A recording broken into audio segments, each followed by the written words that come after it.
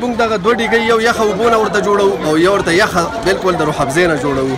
د پاکستان د بیلابیلو برخو نه په ټرکونو په بیلابیل قسمه سوارلو باندې د سفر کولو نه پس افغان کډوال د خیبر ضلع پاک افغان پولې تورخم ګیټ میدان ته راورسېدلو. دوی تږي شوي دي او دلته کې خو که اوبه وي او که شربت نو په پیسو دي، خو ولې د دوی دپاره او د جذبه خیر سګالې لاندې کاري نظیم ګل شینواري او د دوی ملګري تیار ولاړ دي او دوی لا د هر څه د سحر نه واخله تر ماښامه پورې مفت ورکوي چې دوی ذمهداري په غاړه اخیستې. تورخم ګیټ باندې افغان کډوالو لا د شربت د اوبو بندوبست کړی، کوم یې چې د ډېرې خرچې نه بچ کړي.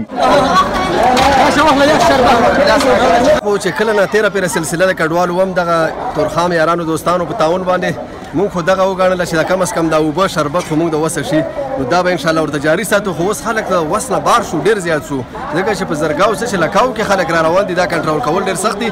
خو مونږ سره بیا هم شکر دی حکومتي ادارې هم تعاون کا، د اوبو وغواړو اوبه هم راته راوړي، که نور څه وغواړو نو هغه هم راته راوړي، او د خپل ایجنټ خپل تورخم مزدور ټول را سره ښه تعاون کوي. مونږ دغه دوه ډیګۍ یو یخه اوبونه ورته جوړوو او یو ورته یخه بالکل د روح افزې نه جوړوو.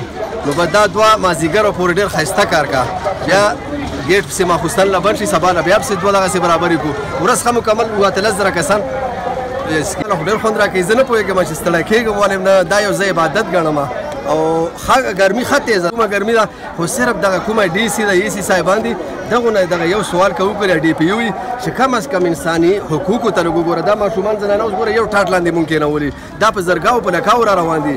دا د خیبر هر سړي فرض دي چې سوري ځای ورکړه، اوبه ورته وباسي، چیک اپ یې وشي، بیماران دي، شپړې دي، یو ماشوم هم نشته.